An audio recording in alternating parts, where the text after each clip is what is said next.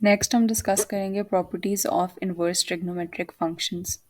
तो ये जो सारी गिवन प्रॉपर्टीज़ हैं ऑन द स्क्रीन ये डिस्क्राइब करती हैं properties of inverse trigonometric functions for negative values.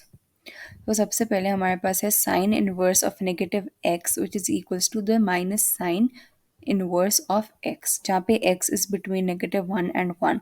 फिर cos inverse of negative x is equals to pi minus cos inverse of x for -1, x is between -1 and 1। फिर tan inverse of negative tan inverse is the same as negative tan inverse of x। यहाँ पे भी x is between negative infinity and positive infinity. cot inverse of negative x is equals to pi minus cot inverse of x, जहाँ पे x is between negative and positive infinity. फिर secant inverse of negative x is equals to pi minus secant inverse of x, जहाँ पे x mod is greater than और equals to 0।